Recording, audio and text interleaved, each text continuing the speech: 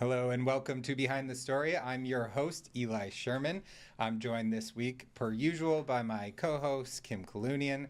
Kim, how are you today? I'm great. How are you? Yeah, I'm doing pretty well. We have kind of a bit of a heavy topic that we're getting into today. Yeah, we do. We're going to be talking about what role sort of the opioid crisis is now playing in the governor's race. I mean, it really became a focal point out of the gate the day that Helena Foulkes announced that she was going to challenge the incumbent Governor Dan McKee. Yeah, and there was little time wasted for sure. And to do that, we're going to have on our guest, Phil Isle. He is a freelance journalist and author and one of the leading voices, I would say, in Rhode Island on the opioid crisis, literally wrote the book on it, a book on it. And Phil, welcome to Behind the Story. Thank you so much for having me.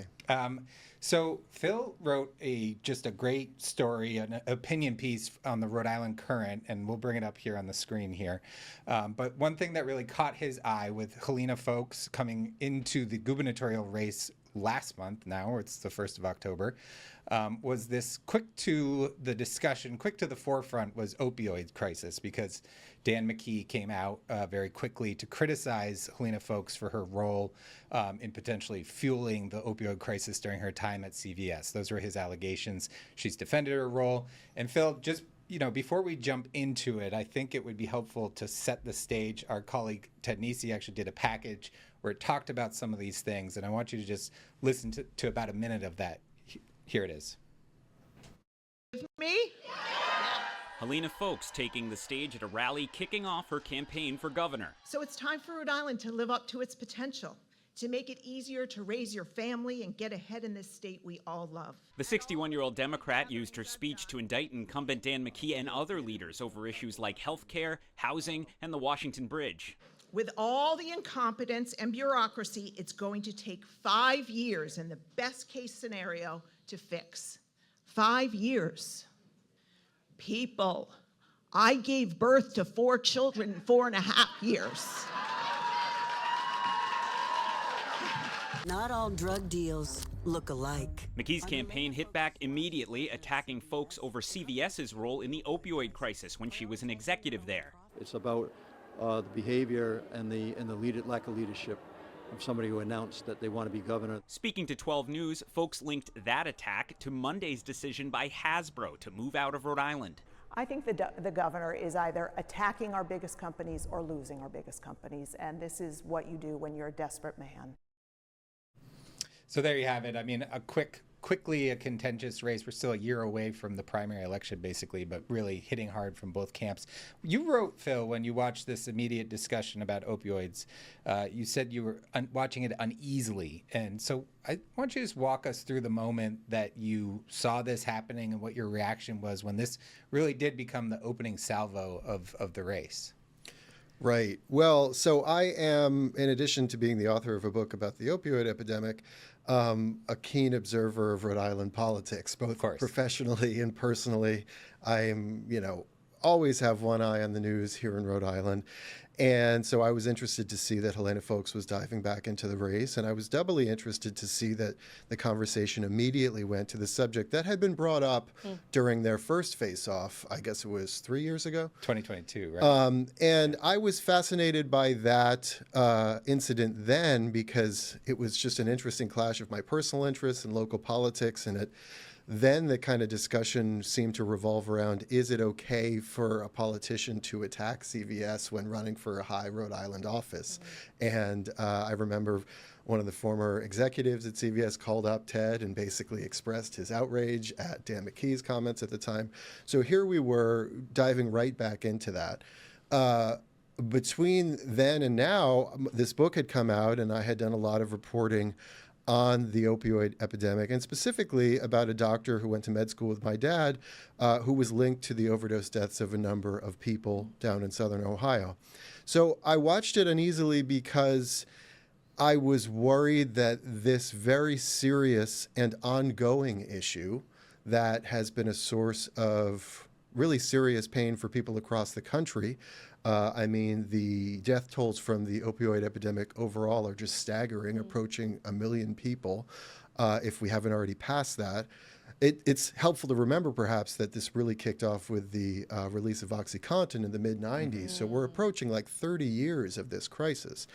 So I was uneasy to watch this really serious, literally life and death issue get turned into kind of, typical campaign mudslinging, where it's about who's scoring points and who said what and who responded to what, and attack ads. And the kind of public gaze drifts away from the real stakes of this issue, which, as I noted in my piece, is ongoing, right? In recent years, more than an average of one person per day has lost their life from an overdose in this state.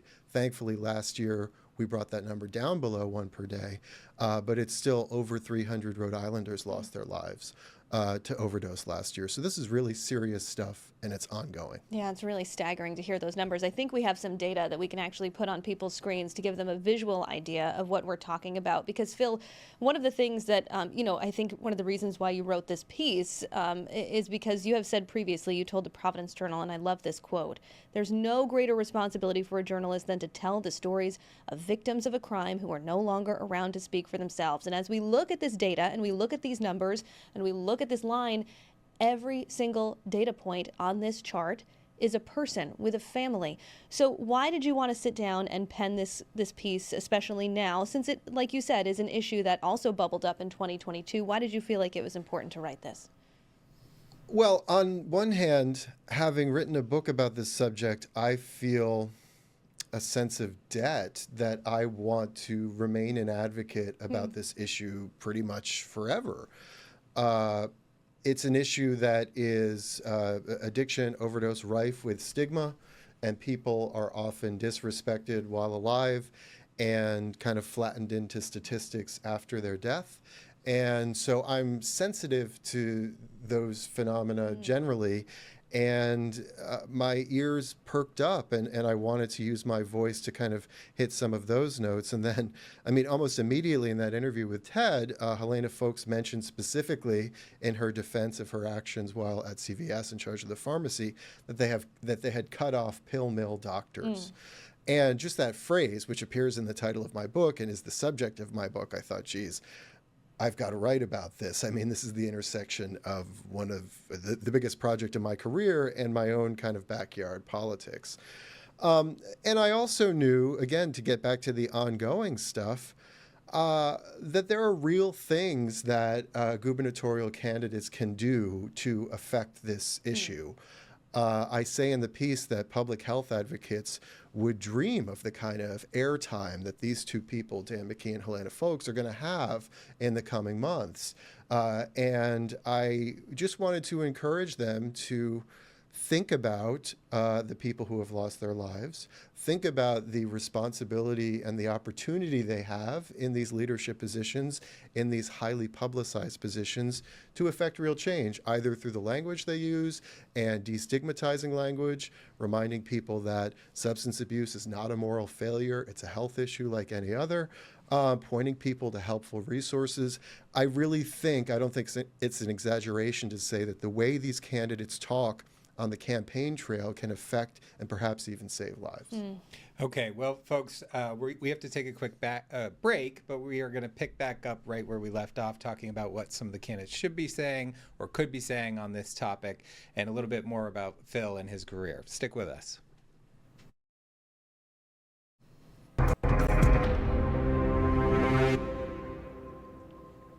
Welcome back to Behind the Story. I'm your host, Eli Sherman, joined as per usual by my co-host, Kim Kalunian.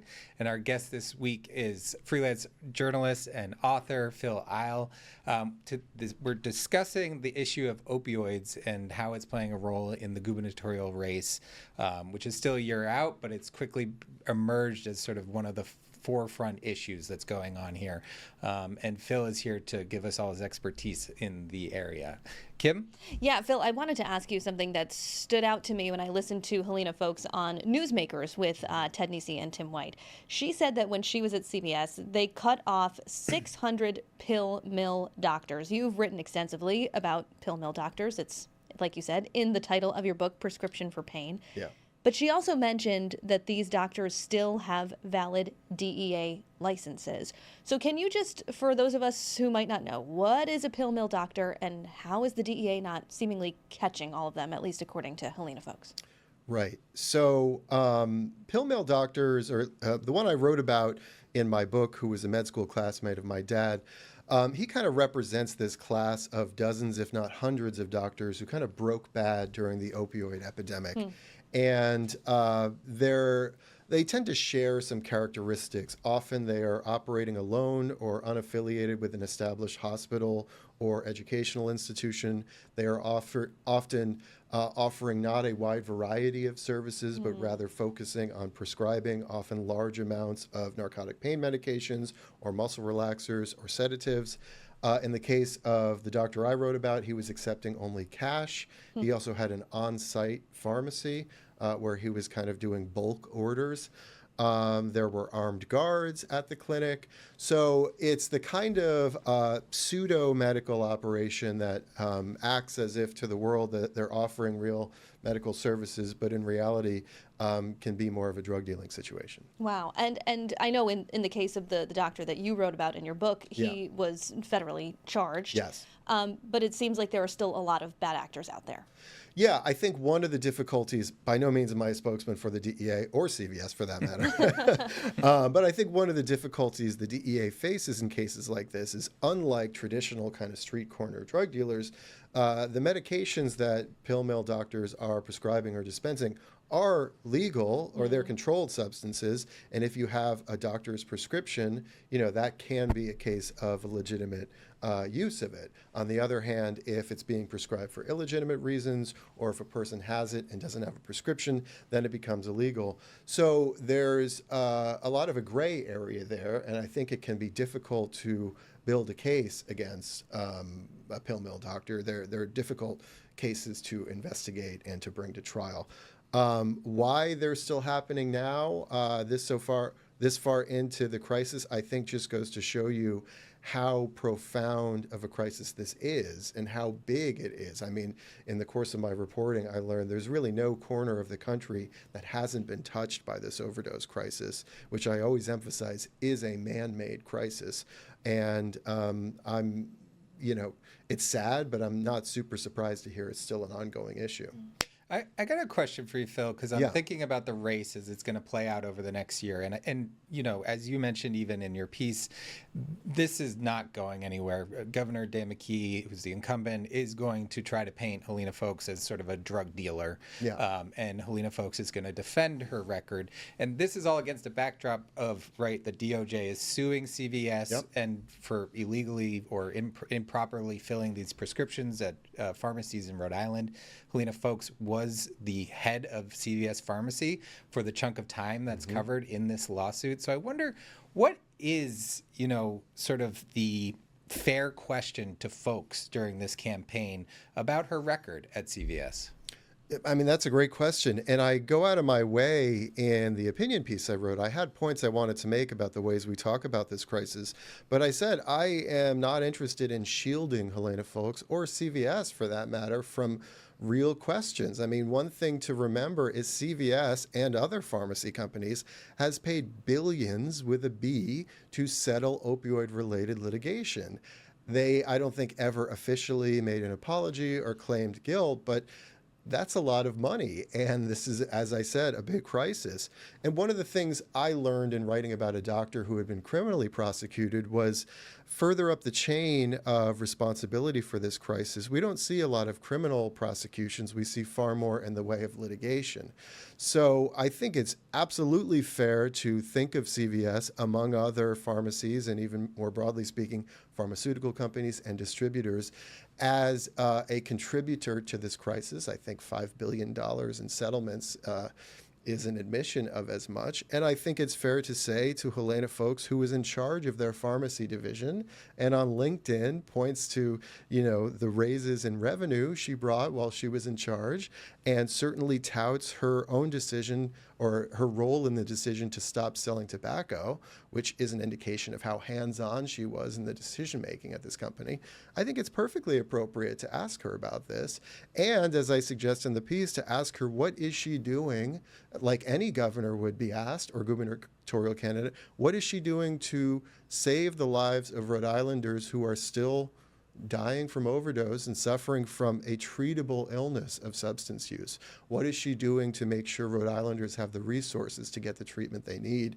What is she doing to ensure that harm reduction measures like fentanyl test strips and needle exchanges are being used to the utmost in this state? And on the flip side, I guess I got to ask, what's Governor Dan McKee, of course, is on the attack on this end. Yeah. But what does his record reflect in terms of what he's done to try and address this crisis? And does he have legs to stand on that front? Well, I mean, for him, he has done some things to, I think, help fight the crisis in the state. And overdose deaths have dropped a bit in Rhode Island, as they have elsewhere. But I think it's certainly fair to question, is he doing enough? And depending on how he is, I think it's fair to ask him, are you just going to make this the subject of attack ads, or are you actually going to put your money where your mouth is and make Rhode Island the most aggressive or progressive state on this issue of overdoses in New England or across the country? In my piece, I say one of the only upsides I can see to a gubernatorial election where opiates and overdoses are a touch point is if it results in a kind of arms race for which gubernatorial candidate can promise the most aggressive, progressive approach towards stopping this crisis. Okay, we have just about a minute left, so I want you to. We've been talking about your book a lot during this, but I want you to tell folks what it is. And it was your first book, right? So how's that experience been since you published? I mean, it's been remarkable for so many reasons. I mean, the reception here in Rhode Island to a story that technically isn't a local story because it follows a doctor who went to med school and college with my dad, who got himself into trouble in the Midwest and in Appalachia. It's called Prescription for Pain: How a Once Promising Doctor Became the Pill Mill Killer. And it tells the story from start to finish of a high school valedictorian, guy with an MD, PhD from the University of Chicago, who is spending what I believed to be the longest sentence for any of those hundreds of doctors convicted of prescription drug dealing during the opiate epidemic, 4 consecutive life terms in prison. Wow. It was a privilege and a challenge to write this story, to complete it, and to hear that folks are interested in it after it came out, and that it's prompted a lot of conversation, and that it gives me a chance to weigh in on issues like this of public health.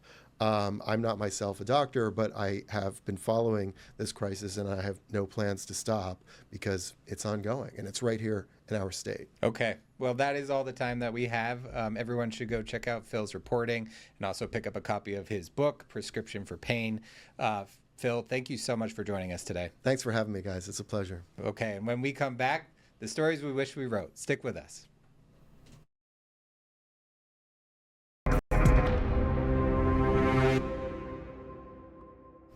Hello and welcome back to Behind the Story. I'm your co-host Eli Sherman, along with my host, co-host. No, you're Kim the host. Kalunian. I'm the co-host. Got that Unless you want to promote me. We are entering into the final segment of our show, The Stories We Wish We Wrote. We just got done talking about a very serious topic of opioids and politics, and we are taking a hard left turn. Yeah, I always like to lighten things up in this last block. And you and I both flagged this story because, it makes me giggle. But it's also, at its core, serious as well. Mm-hmm. But East Bay, Rhode Island has been following this saga of a social media account, which I don't know if I'm going to say the name of it. I think you can say it. Just put it in quotation marks. I'm not going to say it. It's the Barrington Pisser. Okay. There it is. They had been posting these videos of public urination, and so they were trying to find out who this person was, why they were doing it. Turns out it was a teenager who said, it was a water bottle, it was a hoax, and apparently this is like a big trend. Yeah, you didn't even know the broader trend of this, which is not. that this is a very odd trend that's picked up steam over the last month or so. I'd say since colleges came back to campus, where there's been a lot of different videos of this type where people are bragging about doing their business on different places in public spaces. And yeah, it's a very odd one. They actually caught up with this person. I think a lot of people would just keep doing it and never caught. And they said it was a hoax. Well, I'm glad that the teenager confessed and is hopefully going to stop doing that and find a new hobby. Yeah, well worth figuring something else out. Yes. I have a very cool one from our friend Sophia Barr at the Valley I love this story. It's called Glass from the Past. Why are there marbles in the Blackstone? And it is just a very, very cool story about how there are thousands and thousands and thousands of marbles, fiberglass marbles, along Blackstone Valley because of a major factory plant that was there. And there's this photographer who found them and was posting them to social media, and it really sort of gathered all this interest from around the country of people asking him to send them marbles, and he was able to give a little bit of the history of the mill and why underneath the earth there are all these marbles along the Blackstone. I mean, Sophia is so great at these historical pieces and finding new nuggets. I mean, I'm from Rhode Island. I thought I knew everything there was to know about Rhode Island. I had no idea about this. So super cool. Very cool. I want to shout out Johnny Williams and Antonia Farzan from the Providence Journal, who's been on the show before, for this piece that they just published on October 1st called "Patients Are Being Dumped and Left at Rhode Island Hospitals for Months, Even Years. Why?" It turns out there's this, I don't want to say a trend, but this thing that happens when people are at an assisted living facility and they get hurt or they need urgent medical care. They go to the hospital, and sometimes the assisted living facility, for a myriad of reasons which are explained in this piece, won't bring them back in. And so they're just left sort of with nowhere to go at this hospital. Sometimes, we hear in the story of someone who's left there for 15 days, but obviously it can go on for much longer. And frankly, this was a trend that I was not aware of, and it's alarming. Yeah, it's something that our colleague Tim White and I have covered in the past, where it's just sort of this constant friction between assisted living, nursing homes, assisted living facilities, and hospitals about where a patient belongs, what's the best place for care, and there's constant disagreement in the healthcare space, along with a lack of beds in some circumstances, which just makes it very complicated, especially as population is getting older. Really good piece and a very important topic. Real quick, my last shout out was a New Bedford man builds a thriving eBay bike shop business.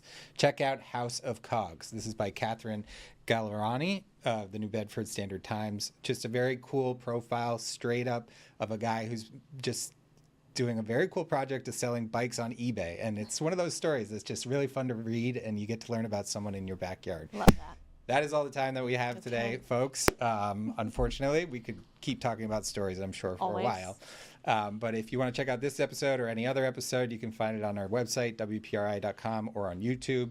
This is now available as a podcast as well, so you can download it wherever you get your podcasts. And next week, we'll have another guest on to talk about great journalism in the region.